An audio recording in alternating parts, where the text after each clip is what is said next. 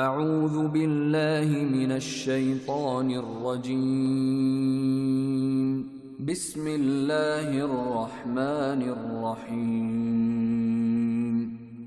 سبحان الذی اسری بعبده لیلا من المسجد الحرام الى المسجد الاقصى الذي باركنا حوله لنريه من آياتنا إنه هو السميع البصير وآتينا موسى الكتاب وجعلناه هدى لبني إسرائيل ألا تتخذوا من دوني وكيلا ذرية من حملنا مع نوح إنه كان عبدا شكورا وقضينا إلى بني إسرائيل في الكتاب لتفسدن في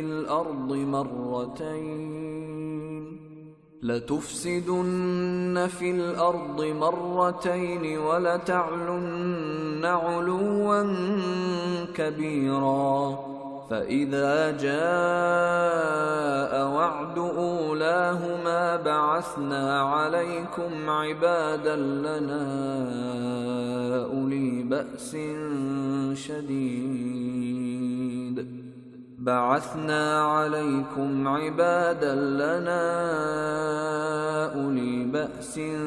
شديد فجاسوا خلال الديار وكان وعدا مفعولا ثم رددنا لكم الكرة عليهم وأمددناكم بأموال وبنين الحمد للہ رب العالمین والصلاة والسلام على سید المرسلین محمد وعلى آلہ وصحبہ اجمعین رب اشرح لی صدری ویسر لی امری واحلل عقدۃ من لسانی یفقہوا قولی۔ آج کا ہمارا درس سورہ اسراء بنی اسرائیل آیت نمبر 31 سے وَلَا تَقْتُلُوا أَوْلَادَكُمْ خَشْيَةَ إِمْلَاقٍ۔ اعوذ باللہ من الشیطان الرجیم بسم اللہ الرحمن الرحیم وَلَا تَقْتُلُوا أَوْلَادَكُمْ خَشْيَةَ إِمْلَاقٍ نَحْنُ نَرْزُقُهُمْ وَإِيَّاكُمْ إِنَّ قَتْلَهُمْ كَانَ خِطْئًا كَبِيرًا۔ ترجمہ: اپنے اولاد کو قتل مت کرو۔ املاق یعنی مفلسی، اور خشیہ کے معنی خوف، مفلسی کے خوف سے، مفلسی کے ڈر سے، مفلسی کے اندیشہ سے۔ نحن نرزقہم، ہم انہیں رزق دیں گے، اولاد کو بھی اور تمہیں بھی، ماں باپ کو بھی۔ یقیناً اولاد کا قتل کرنا ہے خطا بڑی، خطاً یا خطاً ایک ہی چیز ہے۔ اب اس کا ربط گزشتہ ہمارا اس درس ہوا تھا، اور ہماری جو سابقہ آیت ہے کہ ان ربک یبسط الرزق لمن یشاء ویقدر، کہ اللہ تعالیٰ روزی عطا کرتا ہے جسے چاہتا ہے وسعت سے، اور جسے چاہتا ہے تنگی سے۔ تو مطلب کیا ہوا کہ روزی کا عطا کرنا، کسی کو زیادہ کسی کو کم، یہ اللہ تعالیٰ نے اپنے لیے خاص کیا۔ جس طریقے سے عبادت کرنا، سجدہ کرنا اللہ تبارک تعالیٰ نے اپنے لیے خاص کیا، اسی طریقے سے روزی کا تقسیم کرنا یہ بھی اس نے اپنے لیے خاص کیا۔ جسے چاہتا ہے زیادہ دیتا ہے، جسے چاہتا ہے کم دیتا ہے۔ تو اب اگلی آیت کا اس کا ربط یہ ہے کہ لوگ اولاد کو جو قتل کرتے ہیں، یعنی آج کل اس کا نام ہے اسقاط حمل، پیٹ میں بچہ گرا دینا. لیکن پہلے یہ ہوتا تھا کہ لڑکیاں بڑی ہونے کے بعد اس میں زمین دوز کر دیا جاتا تھا, مٹی میں دبا دیا جاتا تھا. تو بچوں کو قتل کرنے کے طریقے مختلف ہوئے ہیں. تو یوں کہا جا رہا ہے کہ کیوں, اس کے محرکات کیا, اسباب کیا. تو ایام جاہلیت میں مشرکین کے اسباب یہ تھے کہ وہ یہ چاہتے تھے کہ بچی اگر بڑی ہو گئی تو داماد کا منہ دیکھنا پڑے گا, ایک چیز. اچھا, اور کچھ لوگ اولاد سے مراد صرف لڑکیاں ہی نہیں, لڑکے بھی ہو سکتے ہیں. آج کل دیکھا جاتا ہے کہ لوگ کہ بھائی ایک بچہ یا دو بچہ, یا کہ ایسی بھی فیملی کو ہم نے دیکھا ہے کہ ابھی بچہ نہیں, ابھی تو کچھ کمایا نہیں, ابھی کہاں سے, چند سال گزرنے کے بعد تو ضائع کر دیتے ہیں, جس کا نام کیا, قتل. تو یہ کہا جا رہا ہے کہ جب تم تسلیم کرتے ہو کہ پیدا کرنے والا میں, یہ خاصیت میری, کیا ماں باپ پیدا کرتے ہیں بچوں کو؟ نہیں. کیا پوتوں کو, نواسوں کو؟ نہیں. کیا خود کو انہوں نے پیدا کیا؟ نہیں. تو یہ خاصیت میری ہے, میں پیدا کروں گا تو رزق بھی میں عطا کروں گا, یہ میرے لیے خاص ہے. لہٰذا تم مفلسی کی خاطر رزق کے سبب سے اپنی اولاد کو, ضروریت کو قتل نہ کرو. یہ بات بالکل واضح ہے آیت سے. ہم انہیں بھی روزے دیں گے, تمہیں بھی دیں گے. پھر کیا کہا جا رہا ہے سنیے, ان قتلہم کان خطئا کبیرا, کہ اولاد کا قتل کرنا یقیناً بڑا گناہ, بڑی خطا. کیا بڑی خطا؟ بڑی خطا کیا ہے؟ کہ انسان نے جو خاصیت اللہ کے لیے تھی اس میں مداخلت کی. پیدا کرنا اللہ کی خاصیت اور یہ مار رہا ہے, مداخلت کی. رزق دینا اللہ کا کام, ذمہ داری, اس نے مداخلت کی, اس لیے خطئا کبیرہ. اب دیکھیے آیت کا مطلب واضح ہوا. اگر کوئی فرد ایک آیت کو لے کر اتنا بھی بیان کرے تو الحمدللہ اسے اجر ملے گا. لیکن اس کا نام یہ نہیں کہ فہم قرآن اس میں پیدا ہوا.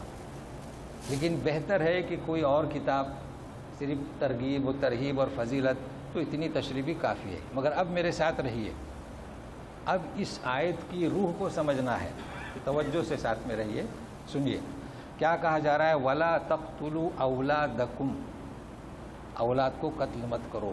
کیوں؟ خشیت کے معنی کیا؟ خوف, اندیشہ, ڈر, کچھ بھی کریں. کس کا؟ مفلسی کا. تو خوف کسے کہتے ہیں؟ سورہ یونس میں آپ کو معلوم ہو چکا ہے, سورہ یونس میں کہ الا ان اولیاء اللہ لا خوف علیہم ولا هم یحزنون, کہ اللہ کے بندوں پر خوف نہیں ہوتا اور نہ غم. تو خوف کسے کہیں گے؟ غم جو گزشتہ ہو چکا ان پر ان کا غم نہیں ہوگا. تو غم کے لیے ضروری ہے کہ سابقہ ایک شے عمل میں آ چکی ہے, اور خوف آئندہ, پل صراط, جان کنی, برزخ. تو خوف کی تعریف یہ ہے کہ فی نفسی, جس کا ڈر ہے اس کا وجود نہیں. اس کو سمجھنے کی کوشش کریں. وہ ہمیں خوف ہے سانپ کے کاٹنے کا, تو سانپ نے کاٹا نہیں. تو ہمیشہ خوف کی خاصیت ہے کہ اس کا وجود نہیں, آپ ڈر رہے ہیں. چونکہ اس کا سمجھنا آیت کے سمجھنے پر, یعنی جو فہم ہے قرآنی, اس پر منحصر ہے. تو آپ سنیے, ساتھ میں رہیے, کہ تمہیں خوف ہے کس کا؟ مفلسی کا. تو مفلسی کا وجود نہیں. اب ایک مثال دے رہا ہوں. ایک جوڑے نے شادی کیا, ان کے پاس گزارا ہے, مکان ہے, روٹی کپڑا سب ہے, اور گزارا ہو رہا ہے. بیلنس بھی نہیں اور فاقہ بھی نہیں. امید نظر آئے کہ اب بچہ, ایک مہمان وارد ہونے والا ہے, یعنی ممبر گھر کا 2 کے 3 ہونے والے ہیں. اب انہوں نے سوچا کہ ہمارا ہی گزر جو ہو رہا ہے یہ ہمارے لیے ہی اوسط درجے کا ہے. اب اس کے لیے دودھ, پھر روٹی, پھر بسکٹ, خرچہ کون کرے گا؟ تو اسے گرا دو. اس کو ذہن میں رکھیے. تو بچوں کو جو انہیں ڈر کس کا ہے؟ بچوں کے مفلسی کا, خود کا نہیں. خود کھا رہے ہیں, خود پی رہے ہیں. سمجھے؟ اس بات کو ذرا ذہن میں رکھیے گا. تو بچے آئندہ انہیں کھانا ملے گا، روزی ملے گی نہیں ملے گی، ان کو ڈر ہے، وجود نہیں۔ اب یوں سمجھیے کہ ان کے ذہن، ان کی فکر، ان کی سوچ کہاں ہے؟ آپ ذرا غور کریں، ان کی سوچ، ان کی فکریں، ان کے اقدار کہاں مصروف ہیں، کہاں مشغول ہیں؟ بچوں کے روزی پر۔ خود تو کھا رہے ہیں، پی رہے ہیں، تو انہیں ڈر ہے۔ لہٰذا اب دیکھیے اللہ تعالیٰ فرماتے ہیں جس پر ہماری فکر ہے اس فکر کو مقدم کرتے ہیں، فرماتے ہیں نحن نرزقہم۔ یہ ہے قرآن کا اعجاز، جو میں کہتا ہوں نا قرآن فہمی، ورنہ ترجمہ اور تفسیر تو پہلے میں نے بتا دیا۔ کیا ہے قرآن کا اعجاز؟ کہ جس میں تمہارے ذہن مشغول ہیں اسے مقدم کیا، نحن نرزقہم، کیونکہ آپ کو تو روزی مل رہی ہے، لیکن پھر کیا فرمایا؟ وَإِيَّاكُمْ، چونکہ جو ہم اولاد دے رہے ہیں ان کی بقا ضروری ہے تو ان کے ذریعے تمہیں بھی روزی دیں گے۔ اب مطلب واضح ہوا؟ تو نرزقہم وإیاکم۔ اب اس آیت کو ہم کہہ سکتے ہیں کہ ہم کچھ اس آیت کو سمجھے، مگر میں آپ کو ایک عجوبہ بتاتا ہوں جو میرے لیے ہے اور آپ کے لیے بھی، ساتھ میں رہیے۔ ابھی بھی ہم اس آیت کو مکمل نہیں سمجھ پائے۔ اگر کوئی کہتا ہے کہ میں اس آیت کے سمجھنے کا ماہر ہوا، نہیں، اور افسوس کے ساتھ بتا رہا ہوں، آپ جتنی بھی تفسیریں لیجئے، خاص کر یہ 2 ترجمہ جو ہوا ہے بڑا مفید ہے، اور دوسرے ترجمے لیجئے تو اس میں ایک اور آیت ہے سورہ انعام کی، نمبر ہے 151۔ دیکھنے کی ضرورت ہے، میں آپ کو یہیں پڑھوا دیتا ہوں۔ دونوں کا ترجمہ ایک ہی کر دیا، کیا؟ ایک ہی، اور کوئی چھوٹی کتاب کی بات نہیں کر رہا ہوں، ماسٹر کتاب کا بھی، اور یوں کہہ دیا کہ اس قسم کی گفتگو 151 میں ہو چکی ہے سورہ انعام میں۔ تو آپ میرے ساتھ میں رہیے، نہ وہاں تفسیر بیان کی نہ یہاں۔ اب آپ دیکھیے وہ آیت کیا ہے، سنیے، وَلَا تَقْتُلُوا أَوْلَادَكُمْ، بالکل یہی ہے۔ پھر کیا ہے؟ خشیہ نہیں ہے، من املاق، خشیہ نہیں ہے، مگر وہاں بھی ترجمہ کر دیا مفلسی کے ڈر سے۔ تو من کے معنی کیا؟ ڈر کے نہیں، من کے معنی کیا؟ خوف کے نہیں، من کے معنی وجود ہے، اور یہاں کیا ہے؟ مفلسی کا وجود نہیں ہے۔ ہم کہتے ہیں اعوذ باللہ من الشیطان، شیطان کا وجود ہے؟ شیطان کا وجود ہے، اس سے فرار اختیار کرنا چاہتے ہیں۔ اب وہی مثال جو پہلے دیا تھا اس مثال کو سنیے۔ ایک جوڑے نے شادی کی، بڑی مشکل سے گزارا ہو رہا ہے، ایک وقت کی روٹی میسر ہوتی ہے، اور پہلی مثال میں کیا تھا؟ خوشحال تھے، انہیں بھی امید برائی۔ اب بتائیے انہیں خوف ہے یا مفلسی ہے؟ مفلسی ہے، خوف نہیں ہے۔ اس لیے اللہ تعالیٰ نے سورہ انعام میں یوں نہیں فرمایا کہ خشیت املاق، من املاق، آپ پنسل سے لگا دیں، من املاق، یہی آیت ہے کہ آپ، اب انہوں نے سوچا کہ ابھی ہمیں ہی ہمارا گزر بسر نہیں ہو رہا ہے تو اس کا، تو کیا فرماتے اللہ تعالیٰ؟ مفلسی کا وجود ہے، تو اس مفلسی کے سبب تم اولاد کو قتل نہ کرو۔ اب ان کی مشغولیت، ان کی فکریں کہاں ہیں؟ بچوں پر نہیں، کہاں؟ اپنے خود پر ہے۔ تو سنیے اللہ تعالیٰ فرماتے ہیں، یہ قرآن کا اعجاز، یہ بلاغت، یہ فصاحت کی کسی کلام میں نہیں، جس کی انہیں فکر ہے، فرماتے ہیں نحن نرزقکم۔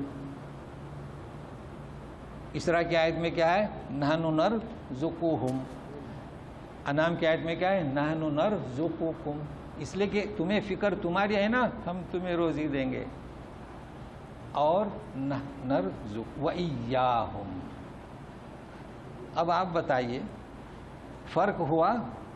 اب اگر آپ دونوں کا ایک ہی ترجمہ کریں تو یہی تو بات ہے۔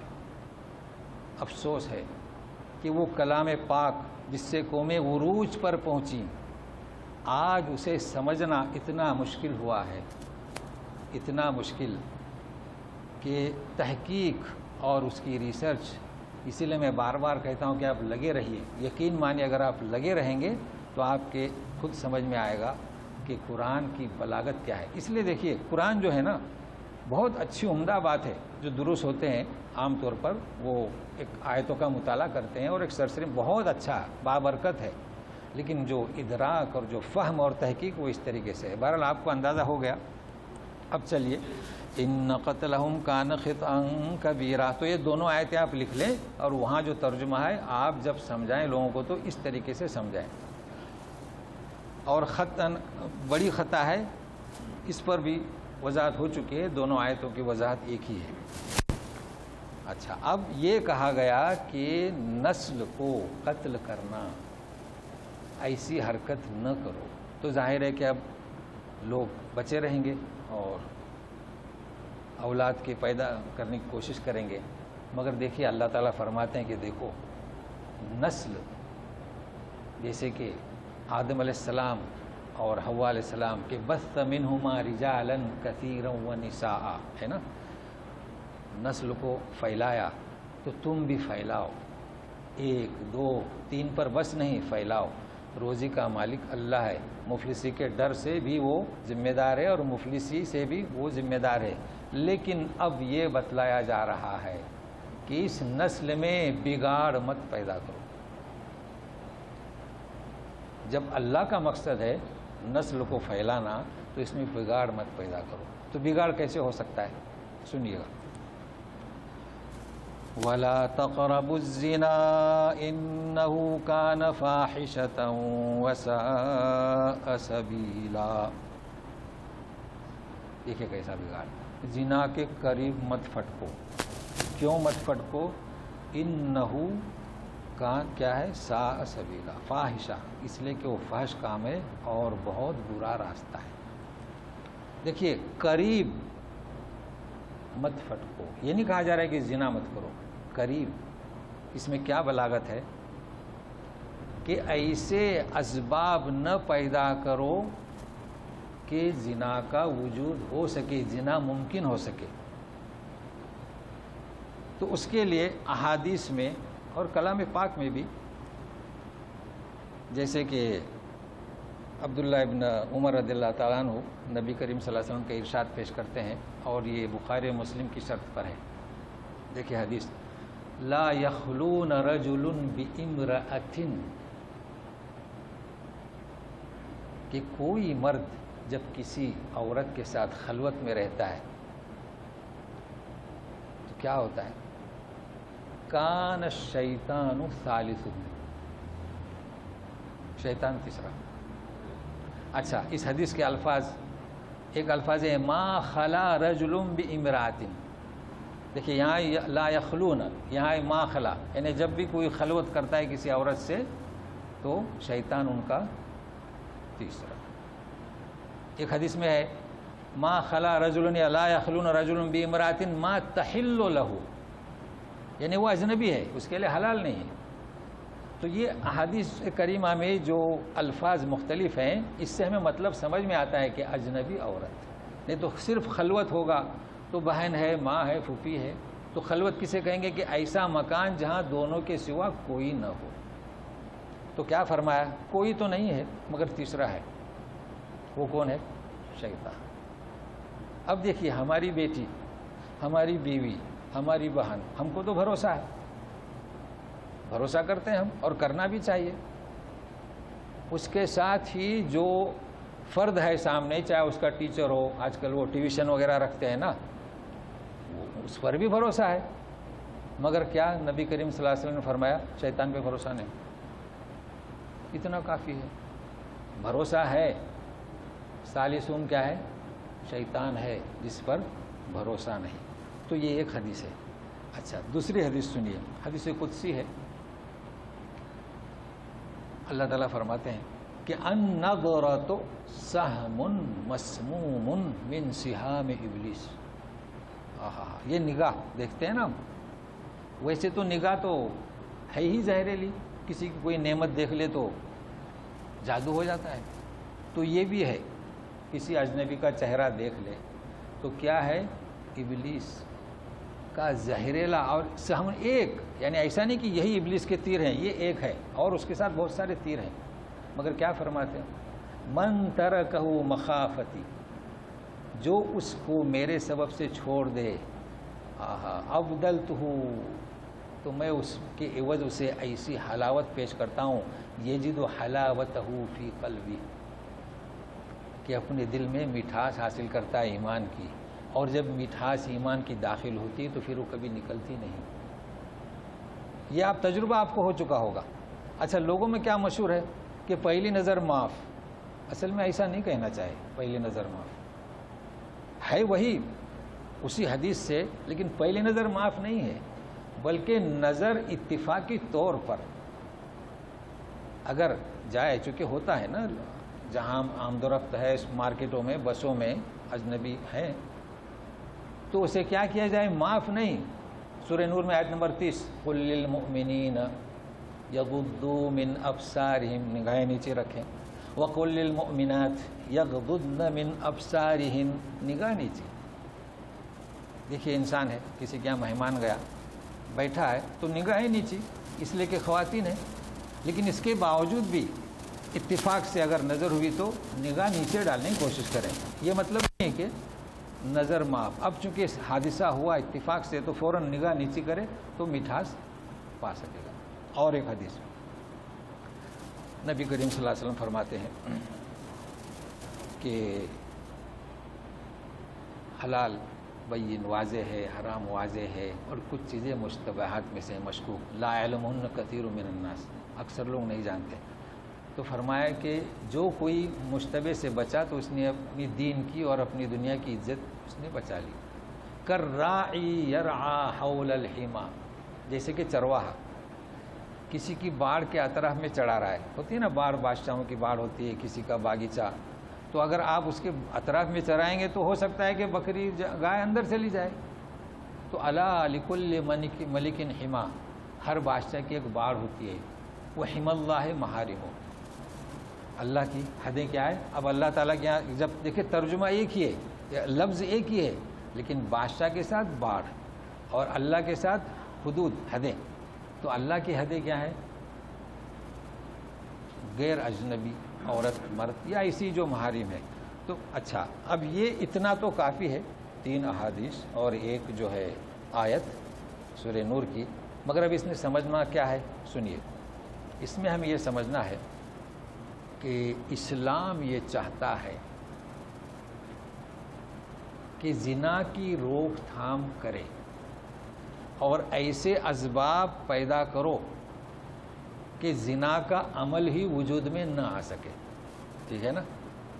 اور اسلامی مملکتوں کو، حکومتوں کو، افراد کو یہ ان پر فریضہ عائد ہوتا ہے۔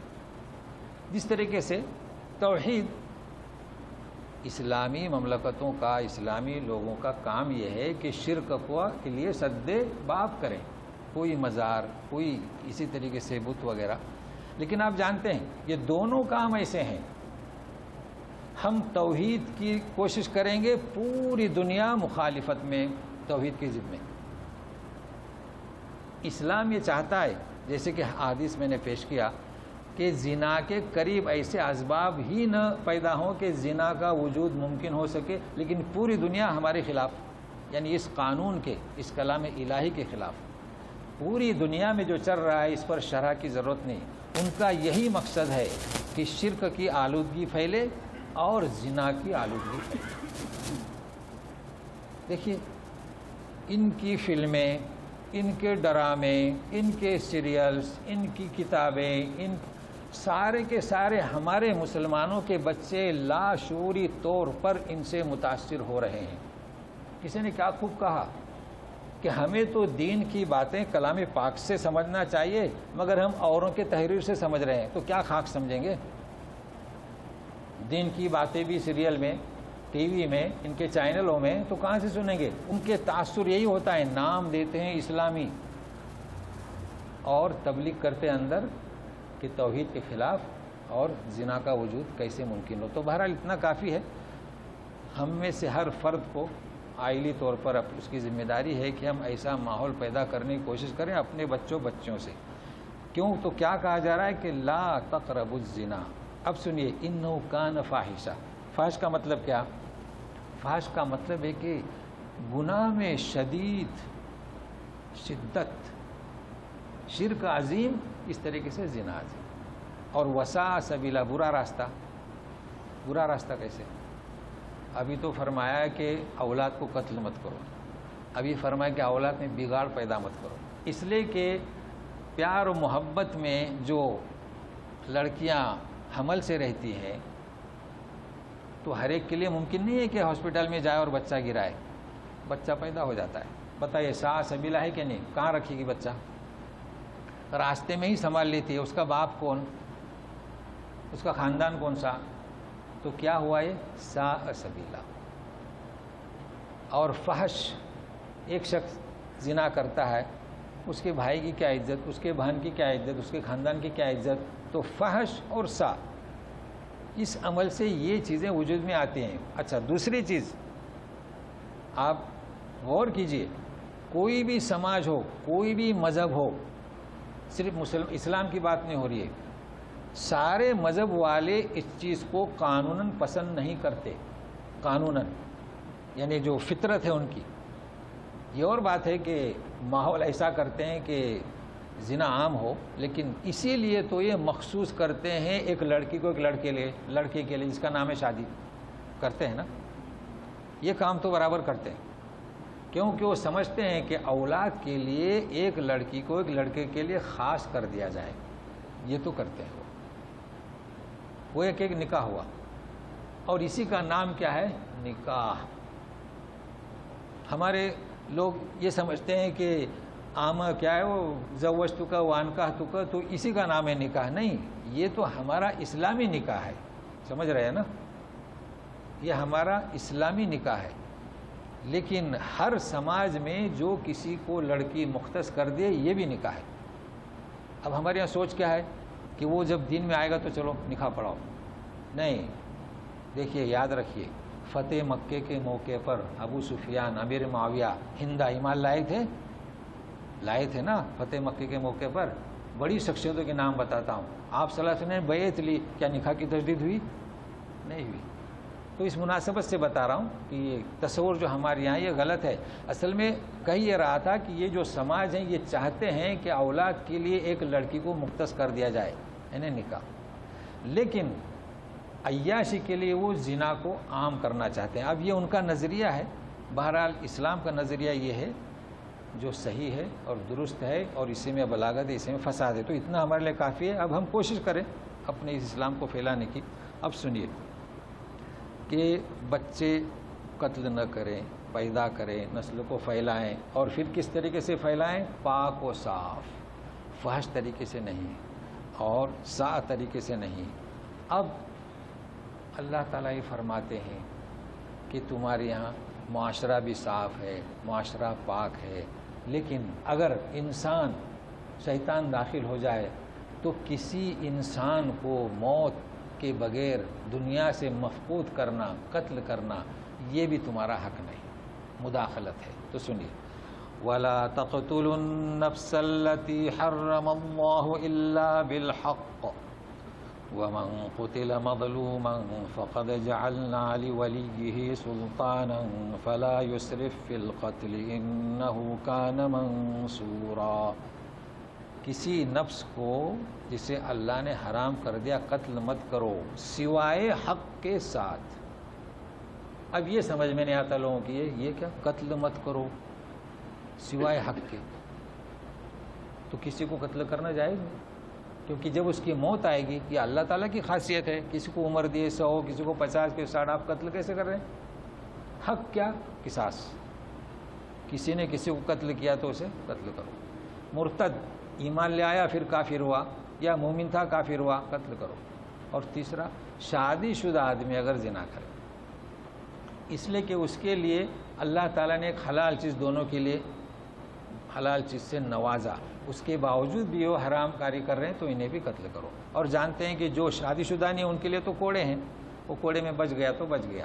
تو یہ اسلام کا حکم ہے. اس میں یہ بھی یاد رکھیے، جماعت المسلمین یا پنچایت کوئی حق نہیں کہ کسی کو قصاص دے.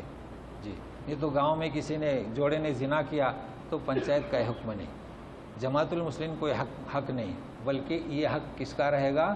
حاکم اعلیٰ، حکومت کا، جو بھی وہاں حکومت ہو، اس کو ذہن میں رکھیے گا۔ نہیں تو ہم اپنی طرف سے قرآن میں لکھا ہوا ہے، نہیں، اس چیزوں کو عملی طور پر اپنانے کے لیے اسلامی حکومت کی ضرورت ہے، اس کو ذہن میں رکھیے۔ اچھا، پھر ایک سوال پیدا ہوتا ہے، یہ جو ہمارے یہاں پنچایتیں ہوتی ہیں، وہی پنچایت و فارسی لفظ ہے پنچ سے، اب وہ اردو ہندی میں استعمال ہونے لگا، سرپنچ بھی اسی سے بنا۔ کہ سوال یہ آتا ہے کہ اگر کوئی گاؤں میں، بستی میں، محلے میں، بلڈنگ میں جوڑا ایسی غلطی کرے تو کیا انہیں حق ہے کوئی سزا دینے کا؟ تو بعض کہتے ہیں نہیں، بالکل نہیں، بعض کہتے ہیں ایسا نہیں ہے، کچھ تو حق ہے، قصاص کا حق نہیں، لیکن کچھ تو حق ہے کہ جماعت کے لوگ جمع ہوں، اسے کچھ تعدیبی کارروائی کریں، کچھ جرمانہ لگائیں، یہ تو حق ہے، نہیں تو پھر اصلاح کیسے کریں گے؟ ہاں، وہ جو اسلامی حکومت کا حق ہے اسے ہم ہاتھ نہ لگائیں۔ لہذا ہوتا ہے کہ آپ کو اتنے دن مجلس میں آنا آپ کا بائیکاٹ، یا اس بستی میں آنے کا بائیکاٹ، تو یہ ایسی چیزیں جماعت المسلمین کو بھی حق ہے، مگر کوئی بھی چیز اپنے حد سے تجاوز نہ کرے۔ بہرحال اتنا کافی ہے۔ اب سنیے، ومن قتل مظلومن، اور جو کوئی بطور قتل ہوا مظلوم، چونکہ جس کو قتل کیا تھا وہ مظلوم ہی ہوتا ہے، اس لیے کہ اللہ نے اسے حق دیا جینے کا اور کسی نے مار دیا۔ جی، فقد جعلنا لولیہ سلطانا، تو ہم نے اس کے ولی کو قدرت دی ہے، سرپرست کو، بیٹا ہو، باپ ہو، بھائی ہو، فلا یسرف فی القتل، تو وہ اس کا بدلہ لینے میں، یعنی جو اسے قصاص میں قتل کیا جائے گا، اسراف نہ کرے، اس لیے کہ وہی کیا ہے، کان منصورہ، اس کی مدد کی گئی، کس کی؟ جو مقتول ہے اس کی یا اس کے وارث کی مدد کیسی کی گئی؟ سب لوگ تعریف کرتے ہیں یار بڑا مظلوم ہے، اور حکومت بھی حمایت کرتی ہے، لوگ بھی حمایت کرتے ہیں، چلیے ہم گواہی دیں گے اس نے قتل کیا۔ تو جب آپ کی حمایت ہو رہی ہے، لہٰذا آپ جو ہیں اب قتل میں اسراف نہ کریں۔ کیا مطلب قتل میں اسراف؟ حکومت تو پوچھے گی آپ کے اس باپ کے یا رشتہ دار کے قتل کے بدلے میں اسے قتل کیا جائے، تو یہ نہ کہا جائے کہ اس کو پہلے سزا دی جائے ٹانگوں پر، پیر پر، بعد میں، نہیں، یہ اسراف فی القتل ہے جو اسلام کا حکم ہے۔ یا ہے کہ فدیہ طے ہوا کہ بھائی چلو 1,20,000 2 لاکھ، تو اس میں نہیں 5 لاکھ نہیں، جو عرف ہے وہی کیا جائے، تو یہ اس آیت کا مطلب ہے۔ لیکن ایک اور چیز یہاں پر کہا جا رہا ہے کہ لا تقتلوا النفس التي حرم اللہ الا بالحق، ٹھیک ہے نا؟ تو قتل میں اور موت میں فرق کیا؟ گزشتہ مجھے یاد ہے، آپ لوگوں کو بھی یاد ہوگا، ہم نے فرق بتلایا تھا موت میں اور نیند میں، موت میں اور نیند میں، وہ فرق آپ کو یاد ہوگا۔ لیکن اب آپ موت میں اور قتل میں بھی فرق کو جاننے کی کوشش کریں، تو کیا ہے فرق؟ سنیے، موت کسے کہیں گے؟ اچھا، یہ نارمل طریقے سے بتلا رہا ہوں۔ موت جب روح جب خارج ہوتی ہے تو جسم کو سالم طور پر چھوڑ کر جاتی ہے۔ ایک انسان ہے 60 70، موت کا وقت آیا تو جیسے کہ حدیث میں ہے کہ پیروں سے شروع ہو جاتی ہے نا، یلتقط الساق بالساق، پیر سے حرکت شروع ہو جاتی ہے، اور آنکھوں کے پاس اوپر سے پھر نکل جاتی ہے۔ نبی کریم صلی اللہ علیہ وسلم نے فرمایا کہ آنکھیں فالو کرتی ہیں، روح جب جاتی ہے تو آنکھیں فالو کرتی ہیں، یعنی آنکھیں دیکھتی ہیں۔ تو یہ چیز تو اس وقت اس کی تحقیق نہیں کرنا ہے، چونکہ روح نکلنے کے بعد وہ تھوڑی دیر تک دیکھتی ہے روح جا رہی ہے، اور پھر آنکھیں اس کی پلٹتی ہیں۔ بہرحال پھر کسی وقت میں جب آئے گا روح کا سلسلہ، تو بہرحال اتنا جانیے کہ یہ جب چھوڑتی ہے تو جسم سلیم کو چھوڑتی ہے، لیکن اس کی ایک خاصیت ہے اس روح کی، نیند میں بھی جاتی ہے لیکن اس کا ربط رہتا ہے، ذرا سا آواز ہوئی تو واپس آتی ہے، ٹھیک ہے، اور جب موت ہوتی ہے تو واپس نہیں آتی، الا کہ اللہ تعالیٰ واپس کرے، قبر میں کہے یا ہے۔ تو یہاں اچھا، تو قتل کسے کہیں گے؟ اس روح کی یہ خاصیت ہے، روح میں اللہ تعالیٰ نے یہ ودیت رکھا ہے کہ جسم سالم ہے تو رہو، جب جسم سالم نہیں، کسی نے مار دیا سر پہ، سر کٹ گیا، نکل جاتی ہے۔ تو کیا معلوم ہوا کہ جب قتل کسی کا ہوتا ہے تو اعضاء میں کمی، اعضاء میں نقص، یہ فرق ہے قتل میں اور موت میں۔ تو یہ موت، اسے موت آنے نہیں دیا اور اس کا جز الگ کر دیا۔ یہ کس میں؟ صرف 3 چیزوں میں جائز ہے۔ کون سا؟ قصاص اور ارتداد اور زنا، شادی شدہ کریں۔ تو بہرحال اتنا کافی ہے، اس میں اسراف نہ کریں۔ اب اس کے بعد دیکھیے اللہ تبارک تعالیٰ معاشرے کو بھی پاک و صاف کرنے کی بات کر رہے ہیں، سنیے۔ وَلَا تَقْرَبُوا مَالَ الْيَتِيمِ إِلَّا بِالَّتِي هِيَ أَحْسَنُ حَتَّى يَبْلُغَ أَشُدَّهُ وَأَوْفُوا بِالْعَهْدِ إِنَّ الْعَهْدَ كَانَ مَسْئُولًا۔ یتیم کے مال کے قریب مت جانا، الا باللتی ہی احسن، مگر بہترین طریقے سے، یہاں تک کہ وہ پختہ عمر کو پہنچ جائے، یعنی سمجھدار ہو جائے۔ اچھا، کیا مطلب قریب مت جانا؟ یتیم کا مال آپ کے پاس ہے تو قریب مت جاؤ کا مطلب یہ نہیں قریب مت جاؤ۔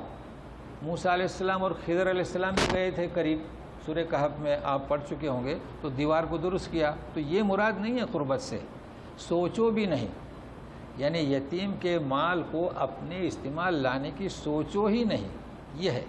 ایسے کیسے سوچتے ہو یتیم کے مال کو؟ بلکہ اسے سلامت رکھیے، کب تک؟ جب تک کہ بالغ ہو جائے۔ اچھا، اس سلسلے میں آپ کو معلوم ہوگا سورہ نساء کی 6 نمبر آیت میں جائیے کہ مال جو ہے آپ سوچئے نہیں، تو پھر مال کی حفاظت کے لیے جانا ہوگا نا، مال اس کا سلامت ہے نہیں ہے، بینک میں ہے یا نہیں، یہ چیک کرنا پڑے گا۔ تو فرماتے ہیں اللہ تبارک تعالیٰ من کان غنیا فلیستعفف ومن کان فقیرا فلیاکل بالمعروف۔ اب یتیم کا مال ہے، آپ مالدار ہیں تو آپ اس مال کو ہاتھ ہی نہ لگائیے، وہ اپنے یہاں کھاتے پیتا رہے، اور اگر غریب ہیں تو جو عرف میں ہوتا ہے، یعنی ایک بچے کو کھانے کے لیے ماہانہ کتنا لگتا ہے اس حساب سے لے لیں۔ تو یہ واضح ہے یتیم کے بارے میں، اور نبی کریم صلی اللہ علیہ وسلم نے کئی احادیث شریفہ جو ہیں اس سلسلے میں ہیں کہ یتیم کی کیا خیال رکھیں۔ وَأَوْفُوا بِالْعَهْدِ۔ اچھا، آپ ذرا غور کیجئے، اوپر سے منفی، لا تقتلوا، لا تقربوا، لا تقتلوا، لا تقربوا، اوفوا، مثبت، عہد کو پورا کرو۔ لہذا یہاں 2 چیزیں یہاں نوٹ کر لیں آپ۔ سورہ بقرہ کی 178 نمبر آیت یاد کریں، 178۔ تلک حدود اللہ، یہ حدیں ہیں اللہ کی، فلا تقربوها، جہاں منفی پہلو ہے، نہ کرنے کے لیے کہا جا رہا ہے، قریب مت جاؤ، تو فلا تقربوها۔ لیکن اب اوفو مثبت پہلو ہے، تو لکھ لیجئے 229 سورہ بقرہ، تلک حدود اللہ فلا تعتدوها۔ دیکھیے فرق ہوا، یہ حدیں ہیں، تجاوز مت کرو۔ تو جہاں مثبت پہلو ہے کھلانے کا، صدقہ دینے کا، زکوٰۃ دینے کا، یا جہاں منفی پہلو ہے روکنے کا، دونوں میں ان آیتوں کو نوٹ کر لیں۔ یہ کلام پاک کی بلاغت ایسی ہے کہ آپ جتنا بھی چاہیں گے آپ کی تشنگی باقی رہے گی۔ تو سنیے، اب مثبت پہلو وَأَوْفُوا بِالْعَهْدِ، اپنے عہد کو پورا کریں۔ عہد کون سا؟ سب سے پہلا عہد ایمانی، جو ہماری ذریتوں کو نکال کر ہوا، الستُ بربکم، پھر ہمارا ایمان لا الہ الا اللہ محمد رسول اللہ، پھر ہمارا قرآن، پھر ہمارا عہد جو شادی بیاہ میں ماں باپ سے، ان العہد کان مسئولا، ہر ایک سے اس کے عہد کے بارے میں پوچھا جائے گا۔ تو یہاں یہ آیا ہے یتیموں کے تعلق سے، جب یتیم بچے کس کے حوالے کیے جاتے ہیں تو سرپرست حوالے کرتے ہیں، گاؤں والے حوالے کرتے ہیں۔ تو گویا کہ آپ کا ایک عہد ہوتا ہے کہ ان کی ہم حفاظت کریں گے، تو آپ حفاظت کیجیے، آپ سے پوچھا جائے گا۔ اب مزید، اب مثبت پہلو، وَأَوْفُوا الْكَيْلَ إِذَا كِلْتُمْ وَزِنُوا بِالْقِسْطَاسِ الْمُسْتَقِيمِ ذَلِكَ خَيْرٌ وَأَحْسَنُ تَأْوِيلًا۔ اوفُوا الْكَيْلَ، دیکھیے غلہ اناج ایک تو ناپ سے ہوتا ہے، ایک ترازو سے، وزن سے، تو آپ پورا پورا ناپ دیں اور تول کر دیں تو بھی صحیح ترازو سے دیں۔ سورہ مطففین، ویل للمطففین الذین اذا اکتالوا، ہے نا، کہ جب لیتے ہیں تو پورا، دیتے ہیں تو ادھورا۔ یہ بھی اخلاق کے مخالف فعل ہے۔ لہذا اس سے بھی منع کیا جا رہا ہے. نسل پھیلے، یتیموں کی پرورش ہو، کسی کو قتل نہ کریں، لیکن یہ بھی دھوکہ دہی، اس قسم کا عمل بھی آپ نہ کریں. ذالک خیر، یہ تمہارے لیے بہتر ہے. وہ احسن تعویلا، یعنی انجام کے اعتبار سے بہتر ہے. ظاہر ہے کہ آج کل ماحول تو ہے، آپ کہیں بھی جائیں گے تو وہ اس میں ڈنڈی مارتے ہیں، کپڑوں میں کھینچ کر ناپتے ہیں، لیکن ایک مسلم تو نہیں کرتا، تو اس وجہ سے اسے برکت نہیں آتی ہے. وہ تھوڑا سا کپڑا مار لیتا ہے یا تھوڑا سا اناج وہ آئیڈیا سے، اس کی ممانعت ہے، منع کیا جا رہا ہے کہ ایسا نہ کریں. اب ایک اور چیز، اگلی آیت جو آ رہی ہے، اس آیت کے بارے میں لوگوں کا تصور جو ہے، لوگ کیا، ہمارے حضرات اس کو خاص کر دیتے ہیں دین کے ساتھ، جبکہ آپ سنیے کیا آیت ہے. وَلَا تَقْفُ مَا لَيْسَ لَكَ بِهِ عِلْمٌ إِنَّ السَّمْعَ وَالْبَصَرَ وَالْفُؤَادَ كُلُّ أُولَئِكَ كَانَ عَنْهُ مَسْئُولًا.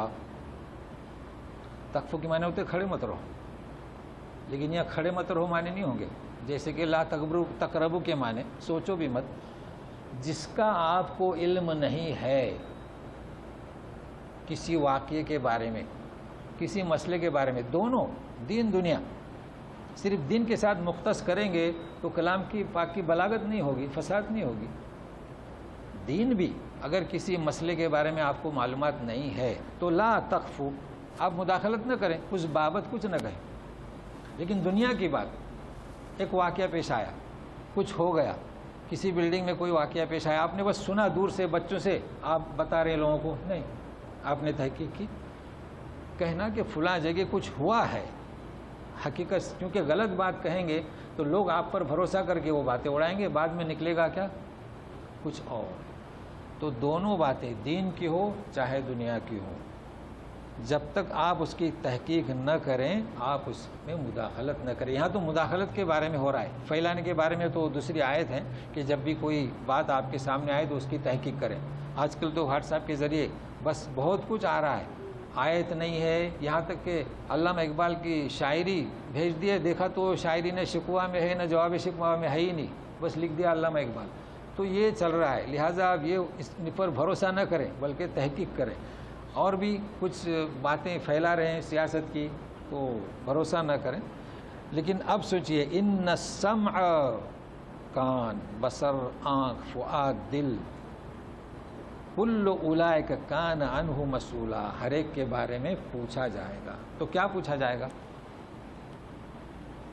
سمع کہا جمع نہیں، فؤاد کہا افئدہ نہیں، اور بصر کہا ابصار نہیں، جمع نہیں کہا، اس لیے کہ ہر ایک متوجہ ہو، ہر ایک کہ پوچھا جائے گا. دیکھیے حواس خمسہ تو اور بھی ہیں، چھونا ہے، چکھنا ہے، مگر یہ تین ایسے ہیں کہ انسان اس سے عبرت حاصل کر سکتا ہے، لہذا اس کے بارے میں پوچھا جائے گا. مزید اخلاق، کہتے ہیں نا اخلاق، عبادت تو ہے مگر عبادت کے ساتھ ساتھ اخلاق بھی. اس وقت عبادت قبول نہیں ہوتی جب تک کہ اس کے اخلاق حسنہ نہ ہو. یہ کیا ہے، انسان تہجد گزارے اور سب صبح اٹھے تو بچوں کو بڑوں کو ڈانٹے، نہیں، اخلاق. تو سنیے، وَلَا تَمْشِ فِي الْأَرْضِ مَرَحًا إِنَّكَ لَن تَخْرِقَ الْأَرْضَ وَلَن تَبْلُغَ الْجِبَالَ طُولًا كُلُّ ذَلِكَ كَانَ سَيِّئُهُ عِندَ رَبِّكَ مَكْرُوهًا. ہاں، زمین پہ اکڑ کے مت چلو. کیوں اکڑتے ہو؟ لن تخرق الارض، زمین کو تو نہیں چیر پھاڑ کے جاؤ گے، ولن تبلغ الجبال طولا، اور پہاڑ کی بلندی تک بھی نہیں جا سکتے. تو کیا ضرورت ہے؟ بالکل واضح ہے، انسان کو اللہ نے دولت سے نوازا، نعمت سے نوازا، تو ضرورت نہیں ہے، بلکہ یوں سمجھو کہ یہ سب اللہ نے مجھے عطا کیا. اچھا، اگر یہ چیزیں انسان کے دل میں یعنی انسان کے عمل میں آ چکی ہے، بد اخلاقی، تکبر، غرور، تو اللہ تعالیٰ فرماتے ہیں کان سیئہ، یہ بدعمالیاں ہیں، یہ برائیاں ہیں، اللہ کو ناپسندیدہ ہیں. اب بتائیے، تو جو چیزیں اللہ کو ناپسندیدہ ہیں اسے ہم اپنائیں گے؟ یہ بات اگر سمجھ میں آ جائے، کیوں ہم تکبر کریں؟ یہ اللہ کی نعمتیں، یہ اللہ کی عطائیں، یہ اولاد، یہ کمپنیاں، یہ تجارت، یہ سب اللہ کی عطا کردہ ہیں، ہم اس بری چیز کو نہ اپنائیں. ذَلِكَ مِمَّا أَوْحَى إِلَيْكَ رَبُّكَ مِنَ الْحِكْمَةِ ولا تجعل مع الله إلها آخر فتلقى في جهنم ملوما مدحورا۔ درس شروع ہوا تھا اسی سے، توحید، یہ وہ باتیں جو تیرے رب نے حکمت کی وحی کی ہیں، اللہ کے ساتھ کسی کو شریک مت کرو۔ ہمارا درس یہیں سے چلا ہے، اگر ایسا کرو گے شریک فتلقا فی جہنم، جہنم میں ڈال دیے جاؤ گے، ملومن ملامت زدہ، مدحورا دھتکارے ہوئے۔ اب بات چلی تھی اولاد کو قتل مت کرو، اب بات ختم ہو رہی ہے اسی سے، درس کا اختتام۔ تو اس آیت کو غور سے سنیے۔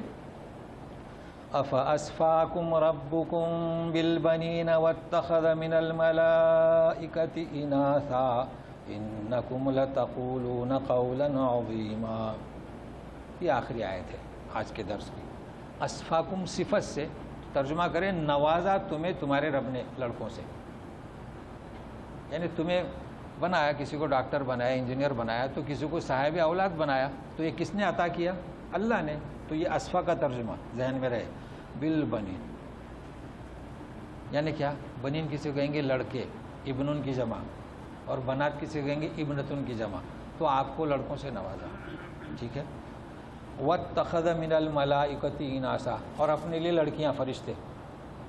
مطلب یہ قول کس کا؟ مشرکین کا، کہتے تھے نا الملائکۃ بنات اللہ، جی۔ تو اللہ نے تمہیں نوازا لڑکوں سے، چونکہ اے کا مطلب کیا؟ سوال۔ اے اور ف یہ الگ ہے، اور اسفاکم الگ ہے۔ اسفاکم یعنی نوازا، تمہیں عنایت کیا لڑکوں کو، اور اپنے لیے لڑکیاں۔ کیا اللہ نے ایسا کیا؟ انکم تم جو کہتے ہو، لتقولون قولا عظیما، پہلے کیا تھا؟ خطأً کبیرہ، بہت بری بات کہتے ہو۔ اب وہ بری بات کیا؟ سنیے، یہ کیسی عقل مندی ہے؟ لہو ما فی السماوات والارض، زمین و آسمان میں جو ہے اسی کا ہے، تمہیں اسی نے پیدا کیا، تمہیں اولاد بھی اسی نے دی، روزی بھی وہی دیتا ہے، جتنی بھی عنایتیں ہیں وہ اللہ ہی دیتا ہے، تو اس نے تمہیں اولاد دے دیا۔ پہلی تو قباحت اور برائی اور کمعقلی یہ ہے کہ اسے تم اس کے لیے اولاد قرار دو، اولاد دینے والا وہ، تو وہ اپنے لیے اولاد کیوں قرار دے گا؟ ضرورت کیا؟ اچھا، دوسری قباحت یہ ہے کہ لڑکیوں کو اس کے لیے مختص کیا اور اپنے لیے لڑکوں کو۔ اس سے بڑھ کر حماقت پنا کچھ بھی نہیں۔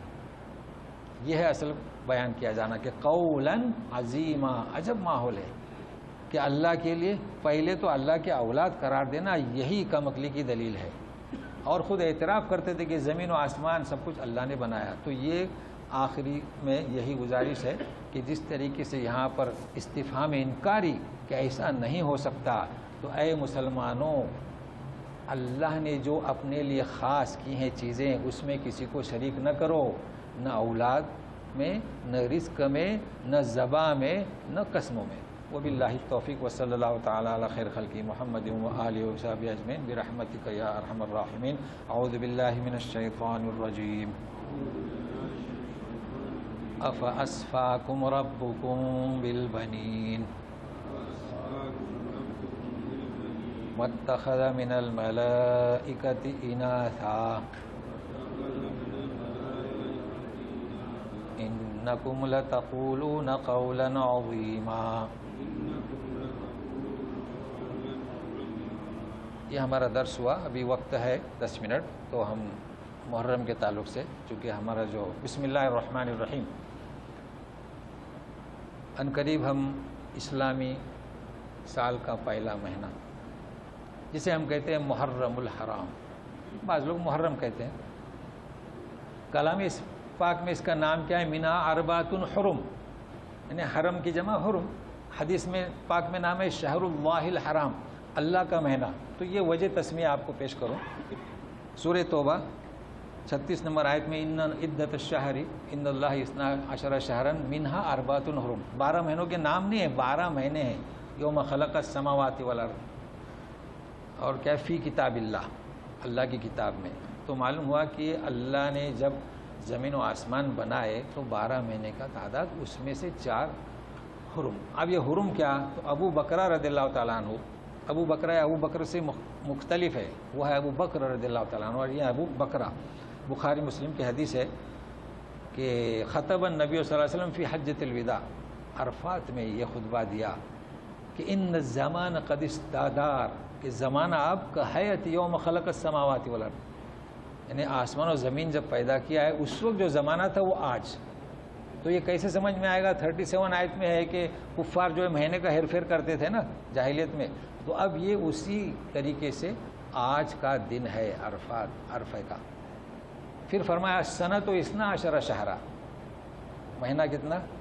12، منہا اربعۃ حرم، تو اب نام بتائے، ثلاث متوالیات یعنی ملے ہوئے، تو ذی-قعدہ، ذی الحجہ، محرم، اور ایک رجب مضر بین جمادی و شعبان، تو یہ حرم کہا گیا۔ اب سنیے دوسری حدیث ہے جسے مسلم نے اور 4 اصحاب سنن نے بیان کیا ہے۔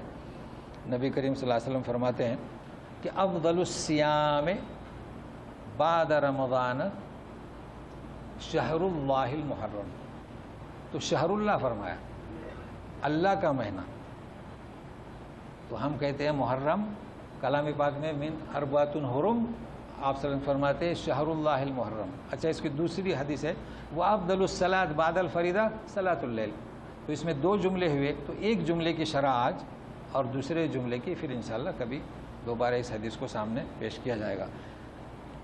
تو شہر اللہ اس کا کیوں نام رکھا گیا؟ تو علامہ جلال الدین سیوطی فرماتے ہیں کہ یہ نام جو ہے اسلام نے رکھے۔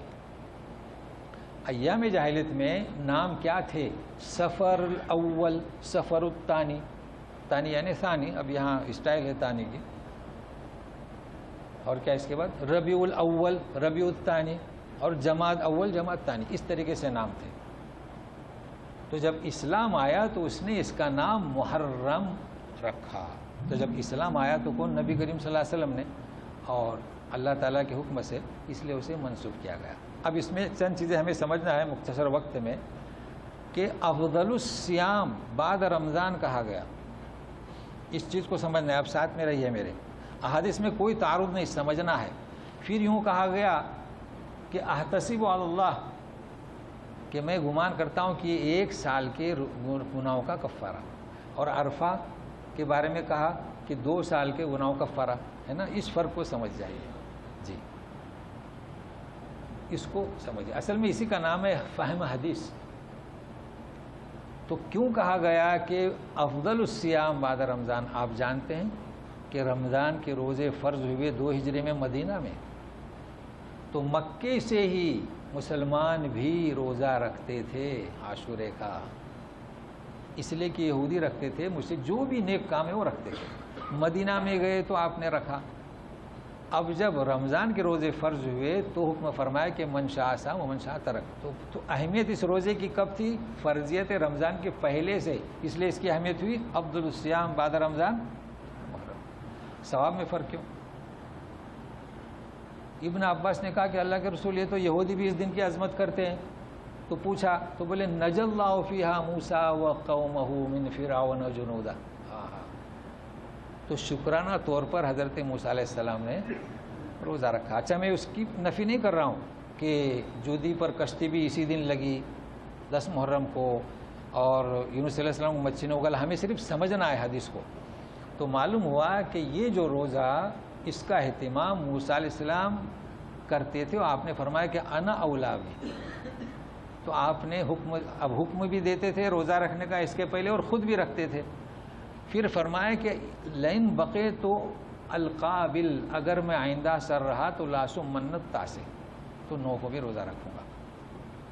تو اس میں ایک بات جو میں کہنا چاہتا تھا وہ یہ ہے کہ یہ عاشورہ اس کو منسوب کریں گے موسیٰ علیہ السلام کی طرف، اور عرفے کا روزہ دین محمدی، الیوم اکملت لکم دینکم واتممت علیکم نعمتی، اس لیے فرق ہے۔ تو نام کا فرق، افضلیت اور ثواب کا فرق تو بالکل واضح ہوا۔ اب ہم چلتے ہیں عاشورے کی طرف۔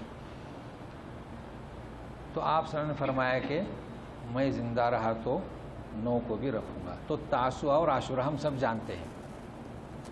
اب آپ الجھن میں نہ جائیں، یزیدی، پرویزی، قادیانی، ہیں ابھی بھی، وہ کہتے ہیں صرف 9 کو روزہ رکھو. ذرا یہ تو عقل کی بات نہیں ہے، اس لیے کہ آپ صلی اللہ علیہ وسلم نے فرمایا کہ قابل میں لاسو منت تاسے اور 10 سے خاموش رہے. اس کا جواب ہر آدمی دے سکتا ہے کہ میاں 10 کی تو اہمیت پہلے سے تھی، تو 10 کے کہنے کی ضرورت کیا؟ تو یا لہٰذا یہ کشف میں، لیکن اب بھی ہیں دنیا میں الجھن پیدا کرنے والے.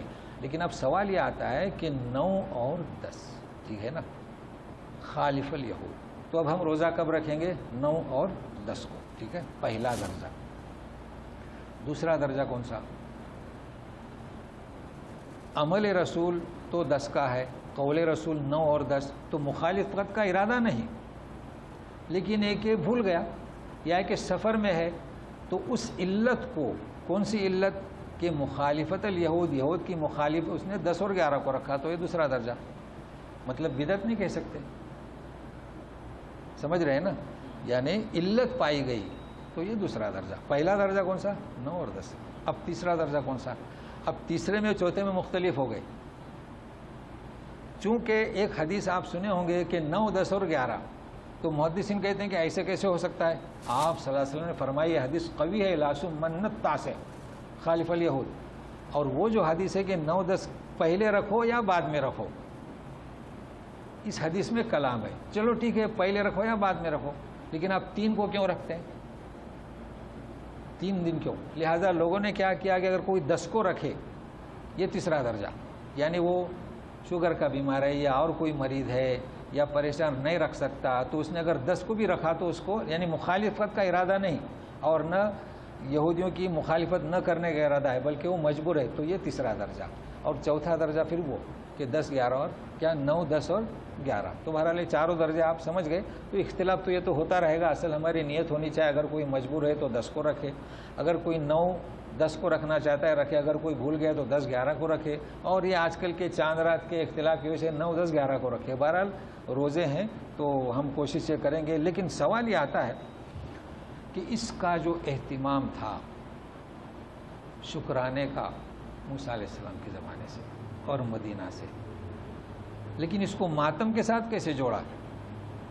اب بتائیے، یہ ماتم اس مہینے میں مقدس، یعنی ایسی چیزیں جو مباح ہیں وہ نہیں کرتے تھے، یا گناہ کے کام جو لوگ چوری ڈاکہ باپ کا قاتل اسے بھی گرفتار نہیں کرتے تھے، لیکن اب تو تلواریں زنجیریں اپنے پیٹھ پر مار مار کر لے رہے ہیں، تو اس کا تقدس پامال ہو رہا ہے. ایام جاہلیت میں لوگ عمرے پر حج پر جانے والے جانور چوری نہیں کرتے تھے، ڈاکہ نہیں ڈالتے تھے، باپ کے قاتل کو نہیں پکڑتے تھے، لیکن اب ہم اسلام کے نام لیوا تلواریں اپنے پیٹھ پر مار رہے ہیں. تو معلوم ہوا کہ یہ پہلے سے بھی جہالت، وہ تو ایک جہالت تھی، اس سے بھی بدتر جہالت. اچھا چلیے، ہم کہتے ہیں سبیل پانی کی. اچھا کیوں پانی کی سبیل لگاتے ہیں؟ کیا مقصد؟ تو کیا کہتے ہیں وہ حسین رضی اللہ تعالیٰ، امام حسین کا پانی بند کیا گیا، تو آپ پانی اب نہ جانیں ان کا کیا مقصد ہے. تو سن لیجئے گا کہ اس سمندر کا، اس فرات کا پانی 3 دن بند کیا گیا تھا. کتنے دن؟ 3 دن.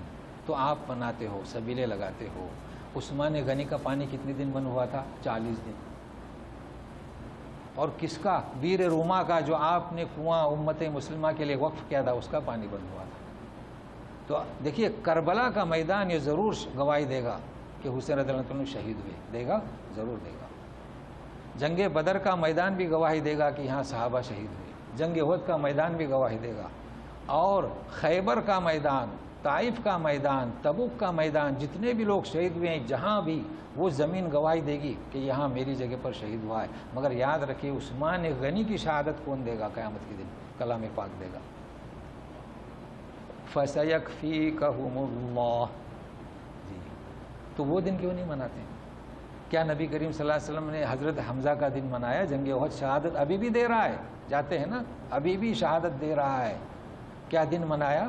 نہیں منایا. تو یہ کیا ہے؟ اسلامی سال کا پہلا مہینہ اور بدعت کی اور رسومات کی اور جہالت کی ہمارا آغاز.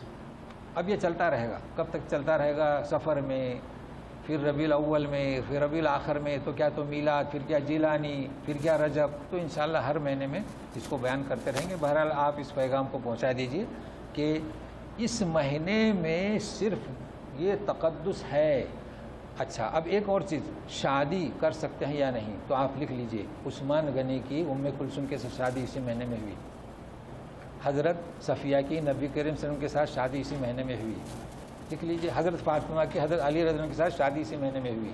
اس مہینے میں نہ شادی کرنا منع ہے نہ کوئی اس میں حرمت ہے، صرف آپ اس میں وہ کام جو جائز ہیں آپ کے لیے، قصاص وغیرہ، اس کی بھی ممانعت کی گئی تھی اور لوگ اس کا جاہلیت میں بھی تقدس کرتے تھے۔ وباللہ التوفیق، وصلی اللہ تعالی علی خیر خلق محمد وآلہ وصحبہ اجمعین برحمتک یا ارحم الراحمین۔ تو آئندہ نیچے جانا ہے نا، پوچھیں ان سے کہ پھر یہیں آنا ہے؟ جی چلے کلاس تو ہو گئی، جی جی جی جی جی